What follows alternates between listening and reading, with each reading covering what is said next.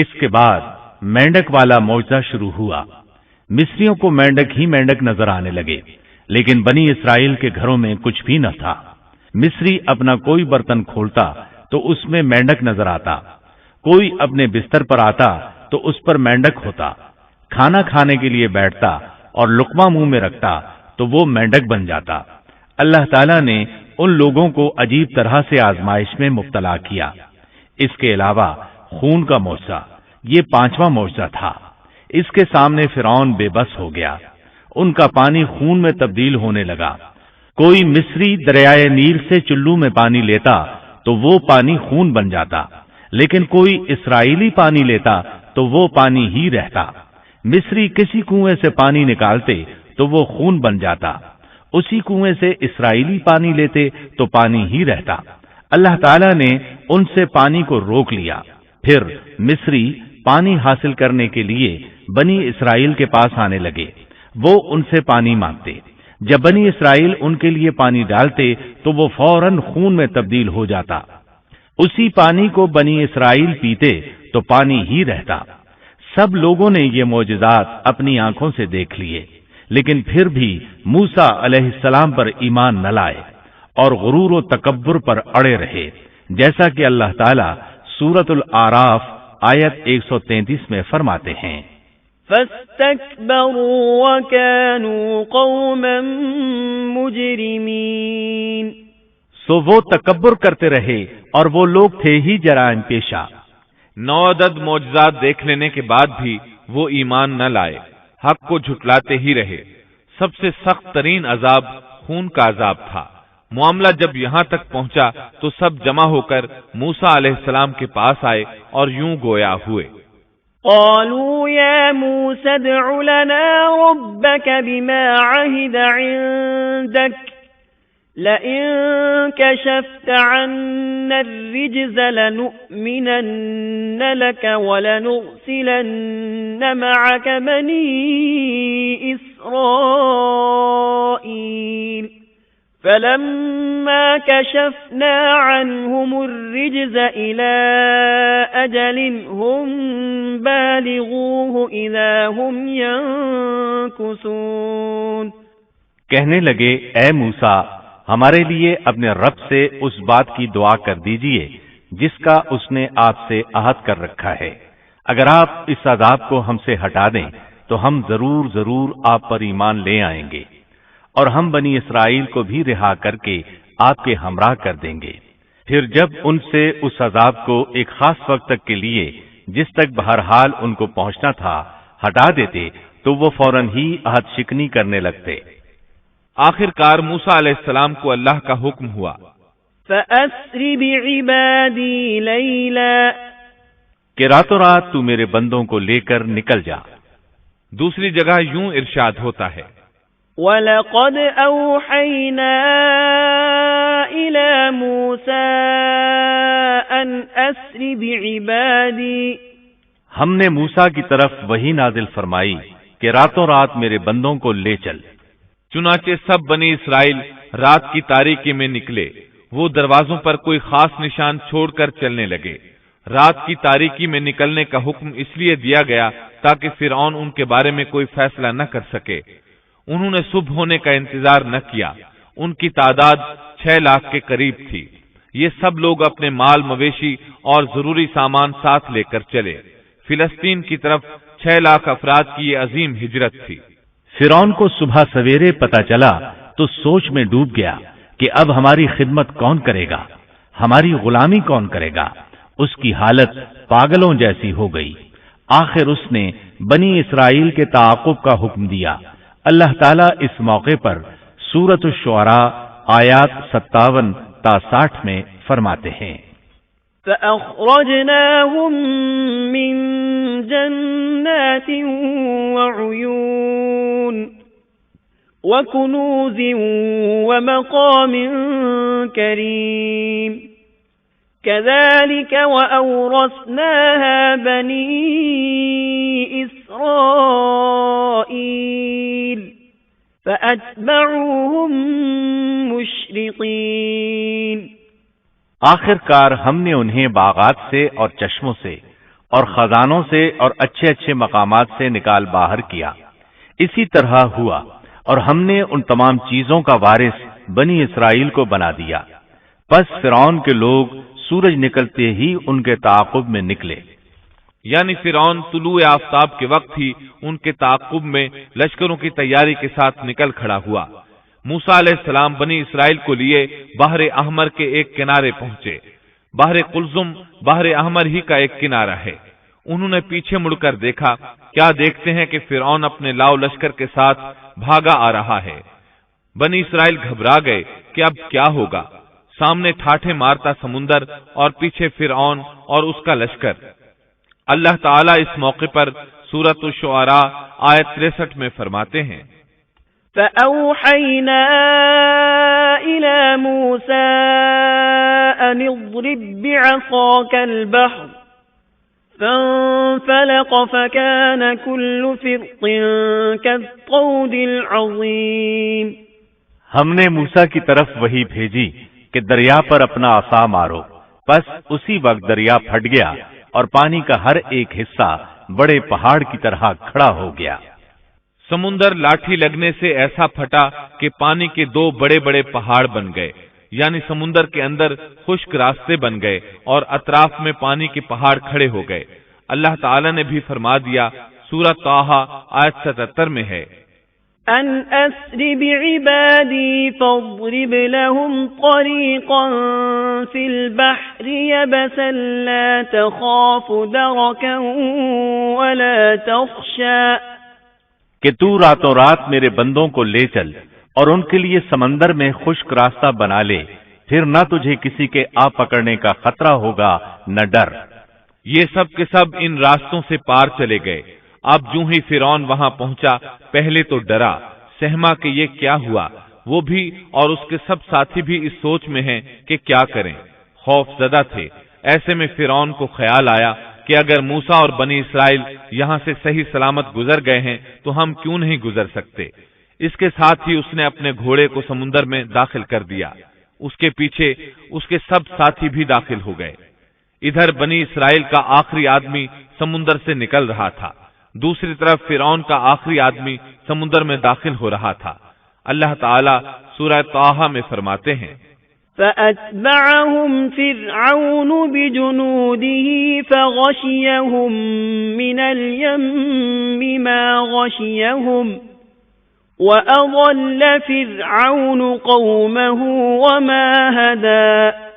فرعون نے اپنے لشکروں سمیت ان کا تعاقب کیا، پھر تو سمندر ان سب پر چھا گیا جیسا کہ چھا جانے والا تھا۔ فرعون نے اپنی قوم کو گمراہی میں ڈال دیا اور سیدھا راستہ نہ دکھلایا۔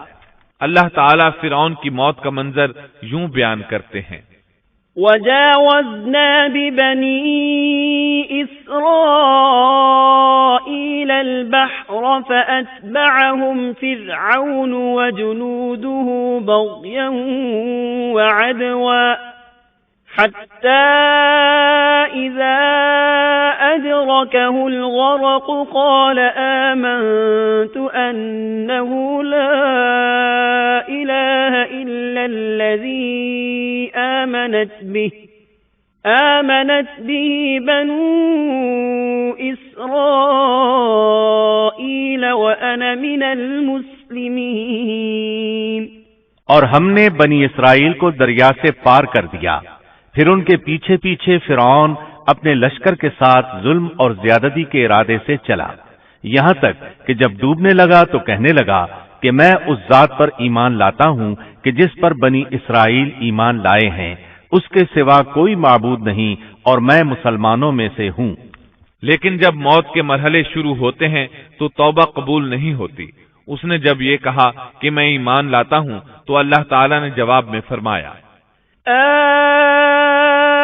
الآن وقد عصيت قبل وكنت من المفسدين فاليوم ننجيك ببدنك لتكون لمن خلفك آية وإن كثيرا من الناس عن آياتنا لغافلون۔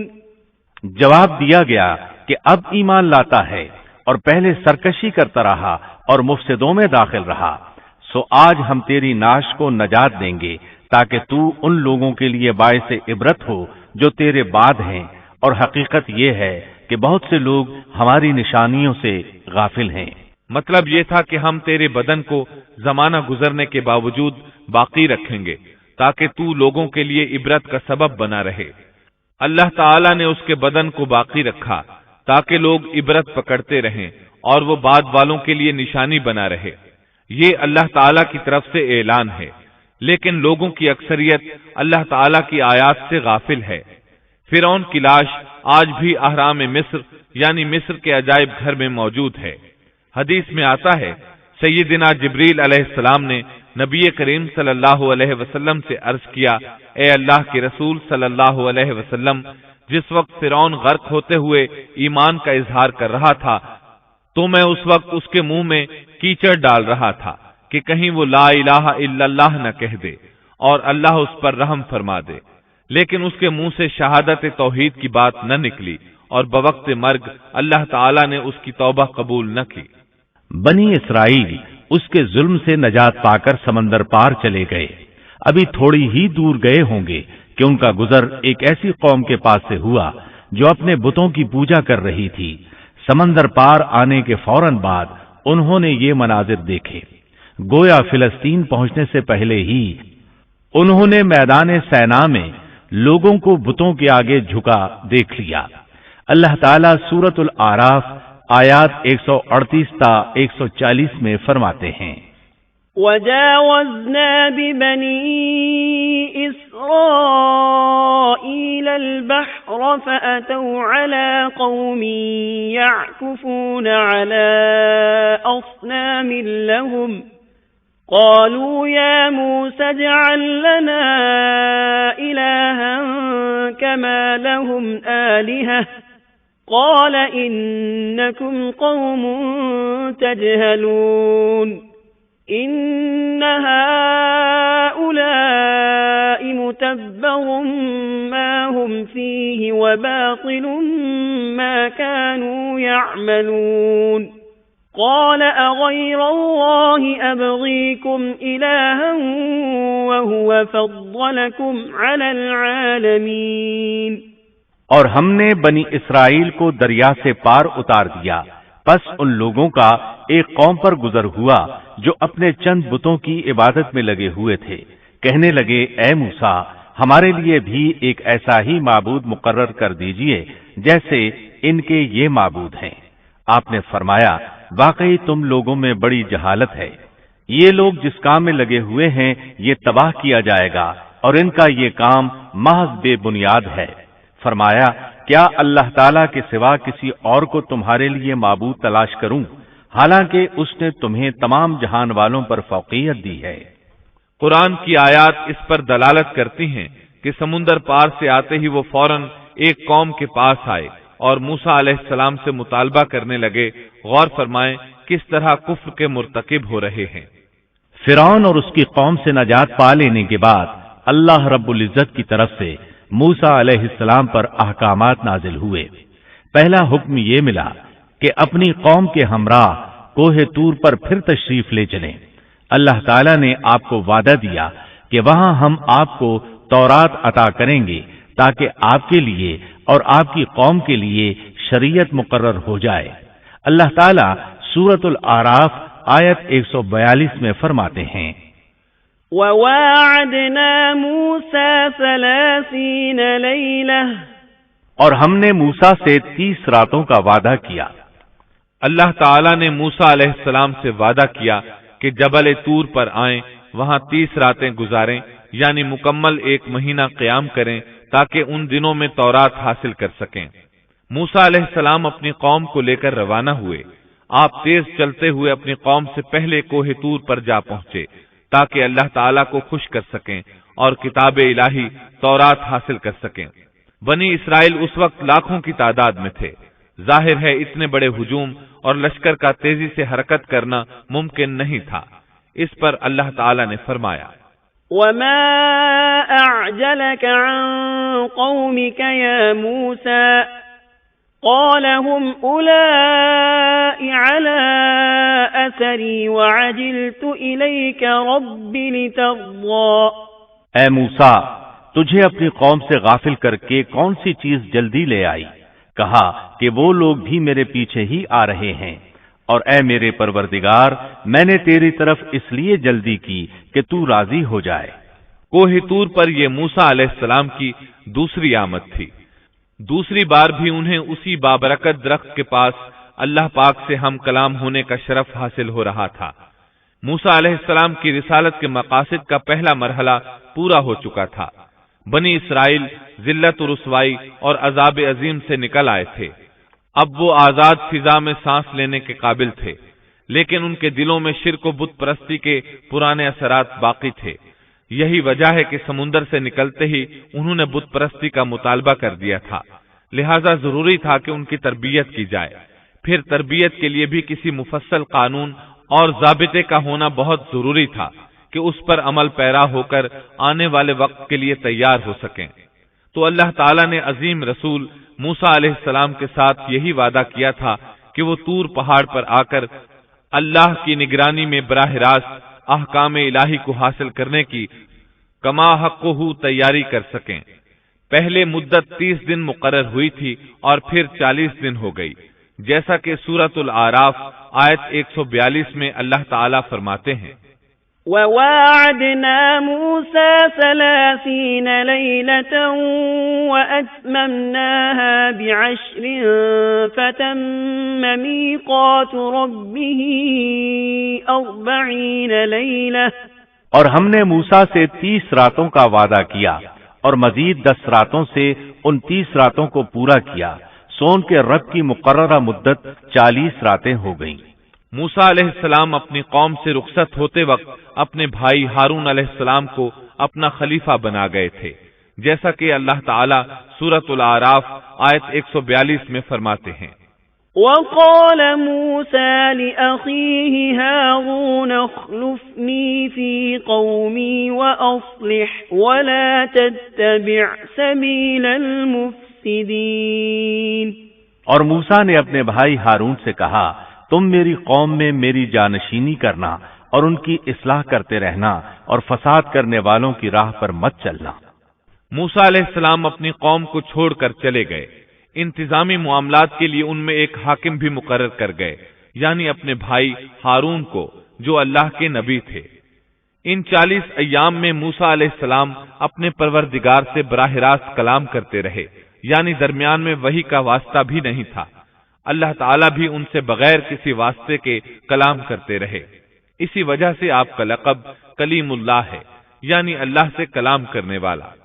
اللہ سبحانہ و تعالی سورۃ النساء آیت 164 میں فرماتے ہیں، وَكَلَّمَ اللَّهُ مُوسَى تَكْلِيمًا، اور موسیٰ سے اللہ تعالیٰ نے صاف طور پر کلام کیا۔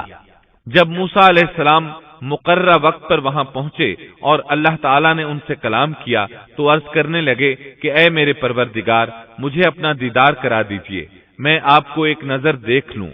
ارشاد ہوا، تم مجھے ہرگز نہیں دیکھ سکتے، کیونکہ دنیاوی آنکھ میں اتنی طاقت و ہمت نہیں کہ وہ باری تعالیٰ کو دیکھ سکے، جیسا کہ سورۃ الانعام آیت 103 میں ارشاد ربانی ہے، لا تدركه الأبصار وهو يدرك الأبصار وهو اللطيف الخبير۔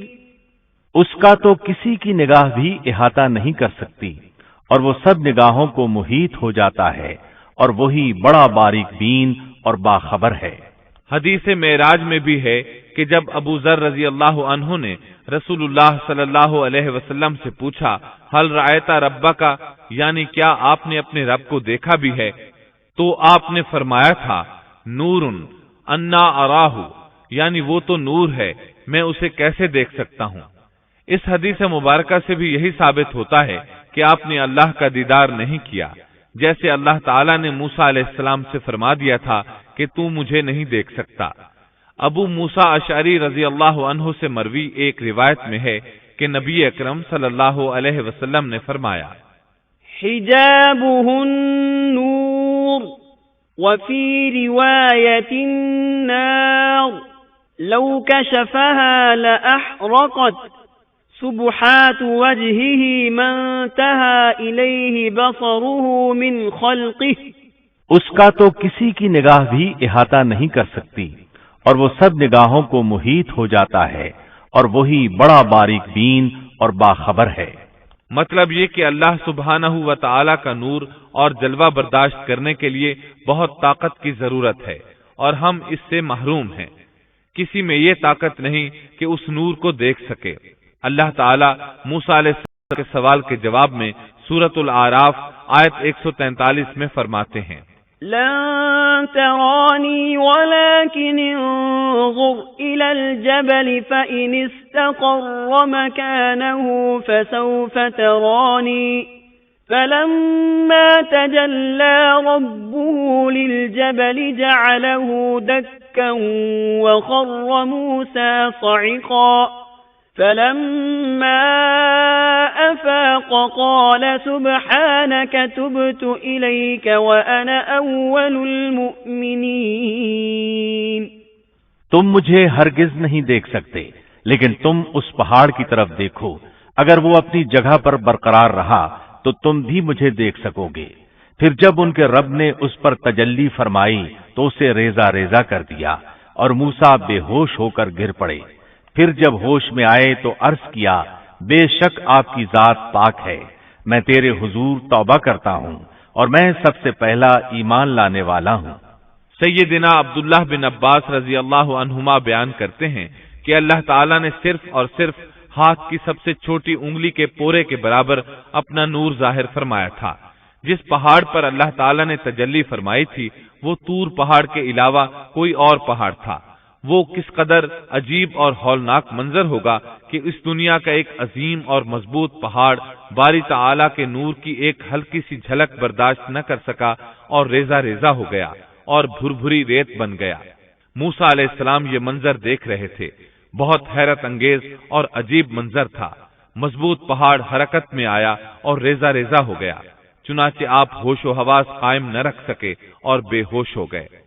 ہوش میں آئے تو فوراً اپنے سوال پر شرمندہ ہوئے، غلطی کا اعتراف کرتے ہوئے معافی کے طالب ہوئے۔ جواب میں اللہ تعالی نے فرمایا، قال يا موسى إني اصطفيتك على الناس برسالاتي وبكلامي فخذ ما آتيتك وكن من الشاكرين۔ اللہ نے فرمایا، اے موسیٰ، میں نے پیغمبری اور اپنی ہم کلامی سے تمہیں تمام لوگوں پر امتیاز بخشا ہے، تو جو کچھ میں نے تمہیں عطا کیا ہے اس کو تھام لو اور شکر گزاروں میں سے ہو جاؤ۔ اللہ تعالیٰ نے موسیٰ علیہ السلام کو اپنے زمانے کے تمام لوگوں سے زیادہ مرتبہ عطا فرمایا۔ اس کے بعد اللہ تعالیٰ نے آپ کو تختیوں میں لکھی تورات عطا فرمائی۔ اللہ تعالیٰ سورۃ الاعراف آیت 145 میں فرماتے ہیں، وَكَتَبْنَا لَهُ فِي الْأَلْوَاحِ مِنْ كُلِّ شَيْءٍ مَوْعِظَةً وَتَفْصِيلًا لِكُلِّ شَيْءٍ فَخُذْهَا بِقُوَّةٍ وَأْمُرْ قَوْمَكَ يَأْخُذُوا بِأَحْسَنِهَا سَأُرِيكُمْ دَارَ الْفَاسِقِينَ۔ اور ہم نے چند تختیوں پر ہر قسم کی نصیحت اور ہر چیز کی تفصیل ان کو لکھ کر دی، تم ان کو قوت کے ساتھ پکڑ لو اور اپنی قوم کو حکم کرو کہ ان کے اچھے اچھے احکام پر عمل کریں، ان قریب میں تم لوگوں کو ان فاسقوں کا گھر دکھلاؤں گا۔ یہ تختیاں کس چیز کی تھیں اس کے متعلق کوئی مرفوع بات ثابت نہیں، البتہ مفسرین کے مختلف اقوال ہیں۔ بعض کہتے ہیں یہ تختیاں جواہر کی تھیں اور بعض کہتے ہیں کہ یہ تختیاں پتھر کی تھیں۔ موسیٰ علیہ السلام نے 40 دنوں میں تورات کے اندر لکھے ہوئے اللہ کے احکامات اخذ کر لیے۔ ادھر موسیٰ علیہ السلام کا ان کی قوم انتظار کر رہی تھی۔ اس دوران وہ ایک آزمائش میں مبتلا ہو گئے۔ اللہ تعالیٰ سورہ طٰہٰ آیت 85 میں فرماتے ہیں، قال فإنا قد فتنا قومك من بعدك وأضلهم السامري۔ فرمایا، ہم نے تیری قوم کو تیرے پیچھے آزمائش میں ڈال دیا اور انہیں سامری نے بہکا دیا۔ موسیٰ علیہ السلام کی غیر حاضری میں وہ ایک شخص کی پیروی کرتے ہوئے گمراہ ہو گئے، اور ان کی گمراہی کا سبب بننے والا شخص سامری تھا۔ اللہ سے ملاقات کی مدت پوری کرنے کے بعد موسیٰ علیہ السلام نے وعظ و نصیحت سے بھرپور تختیاں اٹھا لیں، ان میں اللہ کے احکامات بھی تھے اور بنی اسرائیل کی شریعت بھی درج تھی، اسی کو تورات کہا جاتا ہے۔ ان کو اٹھا کر موسیٰ علیہ السلام اپنی قوم کی طرف لوٹ آئے۔ اس موقع پر اللہ تعالی سورہ طٰہٰ آیت 86 میں فرماتے ہیں، فرجع موسى إلى قومه غضبان أسفا، پس موسیٰ نہایت غضبناک ہو کر رنج کے ساتھ واپس لوٹے۔ قوم پر جب 30 دن گزر گئے اور حسب وعدہ موسیٰ علیہ السلام نہ لوٹے تو وہ غمگین رہنے لگے۔ ہارون علیہ السلام نے ان کو اکٹھا کیا اور فرمایا کہ اے بنی اسرائیل، جب تم مصر سے چلے تھے تو قبطیوں کے پیسے اور رقوم وغیرہ ہم میں سے بعض پر ادھار تھیں، اسی طرح ان کی امانتیں بھی تمہارے پاس رہ گئی ہیں۔ اب ہم ان چیزوں کو انہیں واپس تو کر نہیں سکتے، لیکن میں یہ بھی نہیں چاہتا کہ وہ ہماری ملکیت میں رہیں، اس لیے تم ایک گہرا گڑھا کھودو اور جو مال و اسباب، زیورات اور سونا چاندی وغیرہ ان کا تمہارے پاس ہے اس میں ڈالو اور آگ لگا دو۔ چنانچہ اسی طرح کیا گیا۔ اس دوران ان کے ساتھ سامری نامی ایک شخص تھا۔ یہ تھا تو گائے کے پجاریوں میں سے، لیکن پڑوسی ہونے کے ناطے سے یہ بھی بنی اسرائیل میں شمار ہوتا تھا۔ اس نے جبریل علیہ السلام کے گھوڑے کو گزرتے ہوئے دیکھا اور اس کے قدموں کے نیچے سے مٹی اٹھا لی تھی۔ ہارون علیہ السلام نے اس سے کہا کہ تو اسے پھینک دے۔ یہ کہنے لگا، یہ تو وہ چیز ہے جس نے تمہیں دریا پار کروایا ہے، میں اسے اس شرط پر ڈالنے کے لیے تیار ہوں کہ آپ اللہ سے دعا کریں کہ اس سے وہ بن جائے جو میں چاہتا ہوں۔ ہارون علیہ السلام نے دعا کی تو قدرت الہی سے اس گڑھے میں جو تھا وہ ایسے بچڑے کی صورت اختیار کر گیا جو اندر سے کھوکھلا تھا، اس میں روح نہیں تھی، لیکن جب ہوا اس کے پیچھے سے داخل ہو کر منہ سے نکلتی تو ایک آواز پیدا ہو جاتی تھی۔ اللہ تعالی سورہ طٰہٰ آیت 86 میں فرماتے ہیں، فرجع موسى إلى قومه غضبان أسفا قال يا قوم ألم يعدكم ربكم وعدا حسنا أفطال عليكم العهد أم أردتم أن يحل عليكم غضب من ربكم فأخلفتم موعدي۔ پس موسیٰ سخت ناراض ہو کر افسوسناک حالت میں واپس لوٹے اور کہنے لگے، اے میری قوم، کیا تم سے تمہارے پروردگار نے نیک وعدہ نہیں کیا تھا؟ کیا اس وعدے کی مدت تمہیں لمبی معلوم ہوئی؟ بلکہ تمہارا ارادہ ہی یہ ہے کہ تم پر تمہارے پروردگار کا غضب نازل ہو، کیونکہ تم نے مجھ سے وعدہ خلافی کی ہے۔ موسیٰ علیہ السلام صرف 10 دن تاخیر سے پہنچے اور ان دنوں ہی میں انہوں نے بچڑا بنا کر اس کی عبادت شروع کر دی، بلکہ سامری نے ان سے یہاں تک کہا کہ موسیٰ بھول کر چلے گئے، ان کا معبود بھی یہی بچڑا ہے، جب وہ آئیں گے تو وہ خود بھی اسی کی عبادت کریں گے اور ہمارے ساتھ مل جائیں گے۔ اس طرح ان میں سے اکثر نے بچڑے کی پوجا شروع کر دی، بس چند افراد اس سے باز رہے۔ انہوں نے سوچا انتظار کر لیتے ہیں، وہ 30 دن کا وعدہ کر کے گئے تھے، کچھ زائد دن لگ گئے تو اس کی کوئی خاص وجہ ہوگی، کیونکہ اللہ کا نبی وعدہ خلافی نہیں کرتا، یقیناً کوئی خاص وجہ ہے اور ممکن ہے سامری بھی حق پر ہو، پھر بھی انتظار بہتر ہے۔ اس طرح وہ ٹھہرے رہے، تاہم ان میں پوری بصیرت اور یقین کے ساتھ سامری کو جھوٹا سمجھنے والا، اس کے پیچھے نہ لگنے والا اور حق کو سمجھنے والا سوائے ہارون علیہ السلام اور چند گنے چنے افراد کے اور کوئی نہیں تھا۔ بہرحال جب موسیٰ علیہ السلام ان کے پاس پہنچے تو انہوں نے نہایت غصے اور افسوس کے ساتھ ان سے کہا کہ تم 10 دن کی تاخیر برداشت نہ کر سکے، کیا اللہ کے غضب کا شکار ہونا چاہتے ہو کہ میری خلاف ورزی کر رہے ہو؟ انہوں نے اس بات کا جو جواب دیا وہ سورہ طٰہٰ آیت 87 اور 88 میں آیا ہے۔ قالوا ما أخلفنا موعدك بملكنا ولكننا حملنا أوزارا أوزارا من زينة القوم فقذفناها فكذلك ألقى السامري فأخرج لهم عجلا جسدا له خوار فقالوا هذا إلهكم وإله موسى فنسي۔ کہنے لگے کہ ہم نے اپنے اختیار سے آپ کے ساتھ وعدے کا خلاف نہیں کیا، بلکہ ہم پر قوم کے جو زیورات لاد دیے گئے تھے ان کو ہم نے ڈال دیا، اور اسی طرح سامری نے بھی ڈال دیے۔ پھر اس نے لوگوں کے لیے ایک بچڑا نکال کھڑا کیا، یعنی بچڑے کا بت بنا ڈالا، اس میں سے گائے جیسی آواز بھی تھی۔ پھر کہنے لگے کہ یہی تمہارا بھی معبود ہے اور موسیٰ کا بھی، لیکن موسیٰ بھول گئے ہیں۔ اللہ تعالیٰ اس موقع پر بچڑے کے بارے میں فرماتے ہیں، أفلا يرون ألا يرجع إليهم قولا ولا يملك لهم ضرا ولا نفعا۔ کیا یہ گمراہ لوگ یہ بھی نہیں دیکھتے کہ وہ تو ان کی بات کا جواب بھی نہیں دے سکتا اور نہ ان کے کسی برے بھلے کا اختیار رکھتا ہے۔ اللہ تعالیٰ فرماتے ہیں کہ ان لوگوں نے کس قدر بے وقوفی کا کام کیا ہے۔ وہ بچڑا جو ان کی باتوں کا جواب تک نہیں دے سکتا تھا اور کسی قسم کے نفع اور نقصان کا اختیار نہیں رکھتا تھا، وہ صرف اس کی آواز سن کر اس کی پوجا پر بضد ہو گئے۔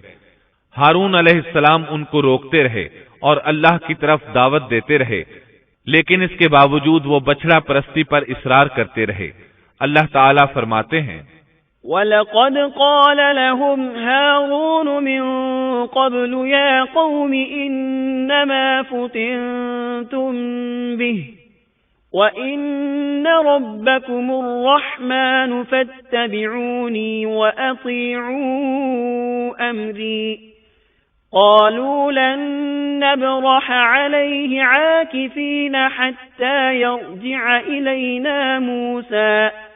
اور ہارون نے ان سے پہلے ہی کہہ دیا تھا کہ اے میری قوم، اس بچڑے سے تو صرف تمہاری آزمائش کی گئی ہے، تمہارا حقیقی پروردگار تو اللہ رحمان ہی ہے، لہذا تم سب میری پیروی کرو اور میری بات مانتے چلے جاؤ۔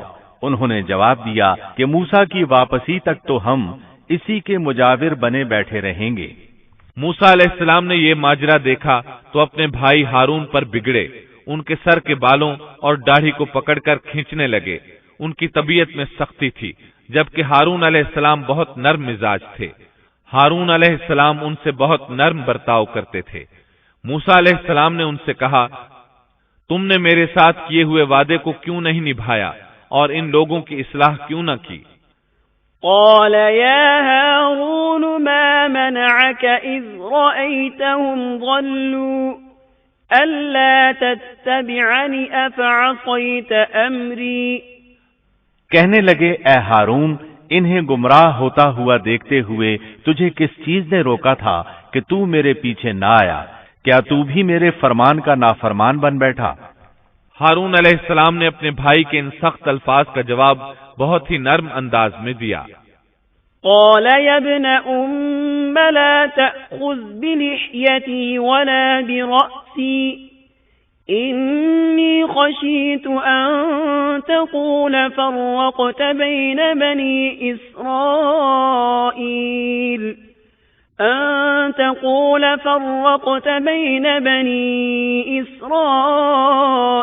ولم ترقب قولي۔ ہارون نے کہا، اے میرے ماں جائے بھائی، میری داڑھی نہ پکڑ اور سر کے بال نہ کھینچ، مجھے تو صرف یہ خیال دامنگیر ہوا کہ کہیں آپ یہ نہ فرمائیں کہ تو نے بنی اسرائیل میں تفرقہ ڈال دیا اور میری بات کا انتظار نہ کیا۔ ہارون علیہ السلام نے کہا، میں ڈر گیا اور ان میں ٹھہرا رہا اور ان سے کہتا رہا کہ جو شخص اللہ کے ساتھ ایمان اور موسیٰ علیہ السلام کی اتباع کا خواہش مند ہو وہ میری پیروی کرے۔ میں آپ کے پاس نہ آیا اور ان کے پاس کیوں ٹھہرا رہا؟ صرف اس لیے کہ اگر میں آپ کے پاس آتا تو بنی اسرائیل دو فرقوں میں بٹ جاتے، ایک گروہ ان میں سے بچڑے کی پوجا کر رہا ہوتا اور دوسرا میرے ساتھ آپ کے پاس آ جاتا، تو آپ مجھ پر کہیں یہ اعتراض نہ کرتے کہ تو نے بنی اسرائیل کو فرقہ فرقہ کر دیا اور میرے احکامات کا انتظار نہ کیا اور پہلے ہی بھاگ آیا۔ سورۃ الاعراف آیت 150 میں ہے۔ وَأَلْقَى الْأَلْوَاحَ وَأَخَذَ بِرَأْسِ أَخِيهِ يَجُرُّهُ إِلَيْهِ قَالَ ابْنَ أُمَّ إِنَّ الْقَوْمَ اسْتَضْعَفُونِي وَكَادُوا يَقْتُلُونَنِي فَلَا تُشْمِتْ بِيَ الْأَعْدَاءَ وَلَا تَجْعَلْنِي مَعَ الْقَوْمِ الظَّالِمِينَ۔ اور موسیٰ نے تورات کی تختیاں پھینک دیں اور اپنے بھائی کا سر پکڑ کر انہیں اپنی طرف گھسیٹنے لگے۔ ہارون نے کہا، اے میرے ماں جائے، ان لوگوں نے مجھے کمزور سمجھا اور قریب تھا کہ مجھے قتل کر ڈالتے، تو تم دشمنوں کو مجھ پر ہنسنے کا موقع نہ دو اور مجھے ان ظالموں میں مت شمار کرو۔ مطلب یہ کہ انہوں نے اپنا عذر بیان کیا کہ ان لوگوں نے مجھے کمزور جانا، اور جب میں نے ان سے کہا کہ بچڑے کی پوجا نہ کرو تو انہوں نے مجھے قتل کی دھمکی دی اور کہا اگر تو باز نہ آیا تو ہم تجھے جان سے مار ڈالیں گے۔ تو اے میرے بھائی، اب ایسا انداز اختیار نہ کرو کہ لوگوں کو مجھ پر ہنسنے کا موقع ملے، میں یقیناً بے قصور ہوں۔ جب انہوں نے اپنا عذر پیش کر دیا تو موسیٰ علیہ السلام سامری کی طرف متوجہ ہوئے۔ قال فما خطبك يا سامری، موسیٰ نے پوچھا، سامری تیرا کیا معاملہ ہے؟ موسیٰ علیہ السلام نے اس سے پوچھا، سامری تو نے یہ کام کیوں کیا اور کس طرح تو نے بچڑے سے آواز نکالی؟ اس نے جو جواب دیا، سورہ طٰہٰ آیت 96 میں اس کا ذکر یوں آیا ہے، قال بصرت بما لم يبصروا به فقبضت قبضة من أثر الرسول فنبذتها وكذلك سولت لي نفسي۔ اس نے جواب دیا کہ مجھے وہ چیز دکھائی دی جو انہیں دکھائی نہیں دی، تو میں نے اللہ کے بھیجے ہوئے فرشتے کے نقش قدم سے ایک مٹھی بھر لی، پھر اسے اس میں ڈال دیا، اسی طرح میرے دل نے یہ بات میرے لیے بنا دی۔ مطلب یہ کہ سامری کہنے لگا، میں نے جبریل علیہ السلام کو دیکھا جن کو دوسرے لوگ نہ دیکھ سکے، تو میں نے جبریل کے گھوڑے پر نظر رکھی، جہاں اس کا قدم پڑا تھا وہاں سے میں نے مٹی کی ایک مٹھی بھر لی، جب میں نے اس کو بچڑے پر پھینکا تو اس میں سے آواز برآمد ہونے لگی جو ان کے فتنے کا باعث بن گئی۔ یہ قصہ ہے ان کے انحراف کا اور حق سے منہ موڑنے کا۔ ان میں سے صرف چند ایک پاکیزہ طبیعت والوں کے علاوہ تمام لوگ بچڑے کی عبادت کرنے لگے، اور صرف چند افراد کو اللہ تعالیٰ نے اپنی توفیق سے بچا لیا۔ اندازہ کیجئے ان کے دل کتنے سخت تھے۔ اللہ تعالیٰ کی کئی ایک نشانیاں اور موسیٰ علیہ السلام کے معجزات دیکھنے کے باوجود برے کردار کو اپنایا۔ فرعون پر نازل ہونے والے عذابات اور موسیٰ علیہ السلام کی صداقت کی 9 عظیم نشانیاں بھی دیکھ چکے تھے۔ پھر انہوں نے اپنی آنکھوں سے دیکھا کہ کس طرح ان کے سامنے دیکھتے ہی دیکھتے سمندر پھٹ گیا اور ان کے لیے وہاں گزرگاہیں بن گئیں۔ لیکن ان تمام نشانیوں کے بعد اب پھر اللہ تعالیٰ کے مقابلے میں بچڑے کی پوجا کرنے لگے۔ اسی لیے اللہ تعالیٰ نے ان کے متعلق سورۃ البقرہ آیت 93 میں فرمایا ہے، وَأُشْرِبُوا فِي قُلُوبِهِمُ الْعِجْلَ بِكُفْرِهِمْ، اور ان کے دلوں میں بچڑے کی محبت گویا پلا دی گئی ان کے کفر کے سبب سے۔ ان کے دلوں میں کفر تھا، اپنے منہ سے ایمان کا اظہار کرتے تھے، لیکن حقیقت میں کفر ان کے دلوں میں تھا، اور آج کے دور میں بھی یہودیوں کی یہی حالت ہے۔ اس کے بعد سامری کے لیے احکامات جاری ہوئے۔ سورہ طٰہٰ آیت 97 میں ارشاد باری تعالی ہے، قال فاذهب فإن لك في الحياة أن تقول لا مساس وإن لك موعدا لن تخلفه وانظر إلى إلهك الذي ظلت عليه عاكفا لنحرقنه ثم لننسفنه في اليم نسفا۔ موسیٰ نے کہا، اچھا جا، دنیا کی زندگی میں تیری یہی سزا ہے کہ تو کہتا رہے کہ مجھے نہ چھونا، اور ایک اور بھی وعدہ تیرے ساتھ ہے جو تجھ سے ہرگز نہ ٹلے گا، اور اب تو اپنے اس معبود کو بھی دیکھ لینا جس کا تو اعتکاف کیے ہوئے تھا کہ ہم اسے جلا کر اس کی راکھ کو کیسے دریا میں بکھیر دیتے ہیں۔ موسیٰ علیہ السلام نے سامری سے مخاطب ہو کر کہا، دنیا میں تیری سزا یہ ہے کہ عمر بھر تو یہی کہتا رہے گا کہ مجھ سے دور رہو، مجھے نہ چھونا۔ بعض مفسرین نے اس کا مطلب یہ بیان کیا ہے کہ اسے ایک مہلک بیماری نے آ لیا اور اس کی وجہ سے لوگ اس سے دور رہتے، نہ کوئی اسے ہاتھ لگاتا نہ کوئی قریب جاتا۔ پھر فرمایا، آخرت میں بھی تیری زبردست سزا مقرر ہے، اور اپنے معبود یعنی بچڑے کا بھی حشر دیکھ کہ جس کو تو معبود خیال کر بیٹھا تھا۔ موسیٰ علیہ السلام نے اس کو جلا دینے کا حکم جاری کیا، اور جلانے کے بعد اس کی راکھ اٹھائی اور دریا میں اڑا دی تاکہ کوئی شخص دوبارہ بچڑے کی عبادت کا خیال تک دل میں نہ لائے اور عبرت حاصل کرے۔ اس کے بعد موسیٰ علیہ السلام نے فرمایا، انما الہکم اللہ الذی لا الہ الا هو وسع کل شیء علما۔ اصل بات یہی ہے کہ تم سب کا معبود برحق صرف اللہ ہی ہے، اس کے سوا کوئی عبادت کے لائق نہیں، اس کا علم تمام چیزوں پر حاوی ہے۔ پھر موسیٰ علیہ السلام نے اللہ سے دعا کی، قال رب اغفر لي ولأخي وأدخلنا في رحمتك وأنت أرحم الراحمين۔ موسیٰ نے کہا کہ اے میرے رب، میری خطا معاف فرما اور میرے بھائی کی بھی، اور ہم دونوں کو اپنی رحمت میں داخل فرما، اور تو سب رحم کرنے والوں سے زیادہ رحم کرنے والا ہے۔ اس کے بعد اللہ تعالیٰ نے بچڑے کے پجاریوں کے بارے میں احکامات نازل فرمائے۔ ان کا ذکر سورۃ الاعراف آیت 152 میں ہے۔ ان الذين اتخذوا العجل سينالهم غضب من ربهم وذلة في الحياة الدنيا وكذلك نجزي المفترين۔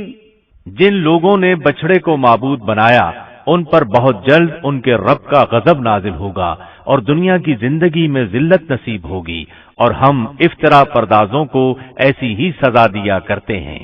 چنانچہ اسی وقت ان پر غضب نازل ہوا اور وہ قیامت تک غضب اور ذلت کا شکار ہو گئے، اور ذلت ان کا مقدر بن گئی، جیسا کہ سورۃ الفاتحہ میں اللہ تعالیٰ نے ہمیں یہ دعا سکھائی ہے۔ سورۃ الفاتحہ آیت 6 اور 7 میں ہے، اهدنا الصراط المستقيم صراط الذين أنعمت عليهم غير المغضوب عليهم ولا الضالين۔ ہمیں سیدھی اور سچی راہ دکھا، ان لوگوں کی راہ جن پر تو نے انعام کیا، ان کی راہ نہیں جن پر غضب کیا گیا، اور نہ گمراہوں کی۔ جن لوگوں پر اللہ کا انعام ہوا ان سے انبیاء کرام، صدیقین، شہداء اور صالحین مراد ہیں، جو راہ حق پر ہمیشہ قائم رہے، اور جن لوگوں پر غضب کیا گیا ان سے مراد بنی اسرائیل یعنی یہودی ہیں، اور گمراہوں سے مراد عیسائی ہیں۔ المغضوب علیہم یعنی جن پر غضب کیا گیا کی تفسیر بعض علماء کے نزدیک یہ ہے کہ اس سے مراد وہ لوگ ہیں جنہوں نے حق کو پہچان لیا اور پھر جان بوجھ کر اس کو چھوڑ دیا۔ اللہ تعالیٰ کی واضح نشانیاں، اس کی قدرت کے دلائل، معجزات اور عظمت الہی پر دلالت کرنے والی علامت کو آنکھوں سے دیکھا، لیکن اس کے باوجود انکار کرتے رہے تو اللہ تعالیٰ نے ان پر غضب نازل کر دیا۔ الظالین کی تفسیر میں علماء کہتے ہیں کہ ان سے مراد وہ لوگ ہیں جو حق کو نہ پہچان سکے اور اس سے دور رہے، اس وجہ سے بھٹکنے والے اور گمراہ شمار کیے گئے۔ یہودیوں میں یہ بہت بڑی برائی تھی کہ حق کو پہچان کر چھوڑ دیا، اور اسی کے سبب اللہ کے غضب کا شکار ہو گئے، اور یہ غضب ان پر ہمیشہ رہے گا۔ یہودیوں کو دنیا میں کون سی ذلت پہنچی کہ جب بچڑے کا خاتمہ کیا گیا اور انہوں نے اپنے معبود کا جلایا جانا اور اس کی راہ کا اڑایا جانا دیکھ لیا تو وہ سمجھ گئے کہ وہ غلطی پر تھے، چنانچہ وہ شرمندہ ہو کر موسیٰ علیہ السلام کی خدمت میں حاضر ہو گئے، اپنی غلطی کا اعتراف کر لیا اور توبہ کی خواہش ظاہر کی۔ تب اس وقت توبہ کا عجیب و غریب معاملہ پیش آیا۔ حکم ہوا، اللہ تعالیٰ سورۃ البقرہ آیت 54 میں فرماتے ہیں، وَإِذْ قَالَ مُوسَى لِقَوْمِهِ يَا قَوْمِ إِنَّكُمْ ظَلَمْتُمْ أَنفُسَكُمْ بِاتِّخَاذِكُمُ الْعِجْلَ فَتُوبُوا إِلَى بَارِئِكُمْ فَاقْتُلُوا أَنفُسَكُمْ ذَلِكُمْ خَيْرٌ لَكُمْ عِندَ بَارِئِكُمْ فَتَابَ عَلَيْكُمْ إِنَّهُ هُوَ التَّوَّابُ الرَّحِيمُ۔ اور جب موسیٰ نے اپنی قوم سے کہا، اے میری قوم، بچڑے کو معبود بنا کر تم نے اپنی جانوں پر ظلم کیا ہے، اب تم اپنے پیدا کرنے والے کی طرف رجوع کرو، خود کو آپس میں قتل کرو، اللہ کے نزدیک اسی میں تمہاری بہتری ہے، چنانچہ اس نے تمہاری توبہ قبول کر لی، وہ توبہ قبول کرنے والا، رحم کرنے والا ہے۔ مطلب یہ کہ اگر تم چاہتے ہو اس گناہ پر قیامت کے دن پکڑے نہ جاؤ تو خود کو قتل کرو۔ یہاں یہ بات واضح رہے کہ اس قتل سے مراد خودکشی نہیں ہے، بلکہ شرک نہ کرنے والوں کو حکم دیا گیا کہ وہ شرک کرنے والوں کو قتل کر دیں، تو انہوں نے تلواروں اور خنجروں کے ساتھ گائے کے پجاریوں کو قتل کر دیا۔ سیدنا علی رضی اللہ عنہ فرماتے ہیں کہ مقتولین کی تعداد 70 تھی۔ جب 70 آدمی قتل ہو گئے تو موسیٰ اور ہارون علیہ السلام نے عاجزی اور انکساری کے ساتھ بارگاہ الہی میں بخشش کی دعا کی۔ اللہ تعالیٰ نے اپنے برگزیدہ بندوں کی دعا قبول فرمائی اور مقتولین کو معاف فرما دیا اور باقی ماندہ لوگوں کو بھی بخشش سے نوازا۔ حقیقت میں یہ سزا اگرچہ سخت تھی اور بھائی کا بھائی کو قتل کرنا ایسا ہے جیسے اپنے آپ کو قتل کرنا، لیکن یہ سزا ان کی ضدی، ہٹ دھرم اور سرکش طبیعت کے لیے انتہائی مناسب تھی، تاکہ وہ برائیوں سے بچنا سیکھیں اور اپنے گناہوں کا کفارہ ادا کریں۔ بہرحال جب انہوں نے اللہ تعالیٰ کی طرف رجوع کیا، اپنے گناہوں کی معافی مانگی، تو اللہ تعالیٰ نے بھی ان کو معاف فرما دیا، جیسا کہ اللہ تعالیٰ سورۃ الاعراف آیت 153 میں فرماتے ہیں، والذین عملوا السیئات ثم تابوا من بعدها وآمنوا ان ربک من بعدها لغفور رحیم۔ اور جن لوگوں نے گناہ کے کام کیے پھر اس کے بعد توبہ کی اور ایمان لے آئے تو تمہارا رب اس توبہ کے بعد گناہ معاف کر دینے والا اور رحمت والا ہے۔ ان سب کاموں سے فارغ ہو کر موسیٰ علیہ السلام کا غصہ ماند پڑا تو انہوں نے تختیاں اٹھا لی۔ وَلَمَّا سَكَتَ عَن مُوسَى الْغَضَبُ أَخَذَ الْأَلْوَاحَ وَفِي نُسْخَتِهَا هُدًى وَرَحْمَةٌ لِّلَّذِينَ هُمْ لِرَبِّهِمْ يَرْهَبُونَ۔ اور جب موسیٰ کا غصہ ٹھنڈا ہوا تو اس نے ان تختیوں کو اٹھا لیا اور ان کے مضامین میں ان لوگوں کے لیے جو اپنے رب سے ڈرتے تھے ہدایت اور رحمت تھی۔ اس کے بعد انہوں نے باقی ماندہ بنی اسرائیل کو جمع کیا، انہیں تختیاں دکھائیں اور فرمایا ان میں اللہ تعالیٰ کے احکامات ہیں اور یہ تورات ہے، لہذا سنو اور اطاعت کرو، لیکن انہوں نے ناپسندیدگی کا اظہار کیا۔ موسیٰ علیہ السلام نے انہیں پھر تاکید کی اور فرمایا ان کو مضبوطی سے تھام لو، بغیر کسی تردد اور شک کے ان کو پکڑ لو تاکہ تمہیں دوبارہ عذاب نہ پہنچے۔ انہوں نے جواب دیا نہیں، ہم ایسا نہیں کریں گے، البتہ ہم ان احکامات کی پہچان اور معرفت حاصل کر سکتے ہیں، لیکن ان پر عمل بالکل نہیں کریں گے۔ موسیٰ علیہ السلام نے انہیں بہت سمجھایا لیکن وہ اپنی ضد پر اڑے رہے۔ اللہ تعالیٰ سورۃ البقرہ آیت 92 اور 93 میں فرماتے ہیں، وَلَقَدْ جَاءَكُم مُوسَى بِالْبَيِّنَاتِ ثُمَّ اتَّخَذْتُمُ الْعِجْلَ مِن بَعْدِهِ وَأَنْتُمْ ظَالِمُونَ وَإِذْ أَخَذْنَا مِيثَاقَكُمْ وَرَفَعْنَا فَوْقَكُمُ الطُّورَ۔ تمہارے پاس تو موسیٰ یہی دلیلیں لے کر آئے لیکن تم نے پھر بھی بچڑے ہی کی پوجا کی، تم ہو ہی ظالم، جب ہم نے تم سے وعدہ لیا اور تم پر طور پہاڑ کھڑا کر دیا۔ موسیٰ علیہ السلام نے ان سے کہا تم مجھے عہد و پیمان دو کہ ان تختیوں پر لگے احکامات پر عمل کرو گے، لیکن وہ اپنی ضد پر اڑے رہے، کہنے لگے ہم تیری اطاعت نہیں کریں گے۔ اس موقع پر اللہ تعالیٰ نے موسیٰ علیہ السلام کا ایک اور معجزہ ظاہر کر دیا۔ ان کے دیکھتے ہی دیکھتے طور پہاڑ زمین پر ہلنے لگا، حرکت کرنے لگا، پھر سب نے دیکھا کہ وہ اپنی جگہ سے اڑا اور ہوا میں تیرنے لگا، پھر ان کے سر پر آ پہنچا۔ موسیٰ علیہ السلام پکارے، خذوا ما آتیناکم بقوة، ہماری دی ہوئی چیز کو مضبوط تھامو۔ یہ سن کر سب کے سب سجدے میں گر پڑے اور سر اٹھا اٹھا کر دیکھنے لگے کہ کہیں پہاڑ گر ہی نہ پڑے۔ اللہ تعالیٰ سورۃ البقرہ آیت 93 میں فرماتے ہیں، وَإِذْ أَخَذْنَا مِيثَاقَكُمْ وَرَفَعْنَا فَوْقَكُمُ الطُّورَ خُذُوا مَا آتَيْنَاكُمْ بِقُوَّةٍ وَاسْمَعُوا قَالُوا سَمِعْنَا وَعَصَيْنَا وَأُشْرِبُوا فِي قُلُوبِهِمُ الْعِجْلَ بِكُفْرِهِمْ قُلْ بِئْسَ مَا يَأْمُرُكُمْ بِهِ إِيمَانُكُمْ إِن كُنتُم مُؤْمِنِينَ۔ اور جب ہم نے تم سے وعدہ لیا اور تم پر طور پہاڑ کھڑا کر دیا اور کہہ دیا کہ ہماری دی ہوئی چیز کو مضبوط تھامو اور سنو، تو انہوں نے کہا ہم نے سنا اور نافرمانی کی، اور ان کے دلوں میں گویا بچڑے کی محبت پلا دی گئی تھی بسبب ان کے کفر کے۔ ان سے کہہ دیجئے کہ تمہارا ایمان تمہیں برا حکم دے رہا ہے اگر تم مومن ہو۔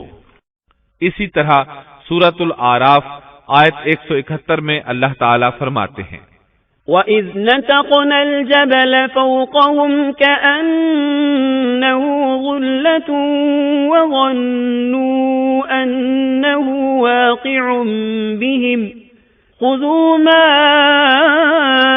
آتَيْنَاكُمْ بِقُوَّةٍ وَاذْكُرُوا مَا فِيهِ لَعَلَّكُمْ تَتَّقُونَ۔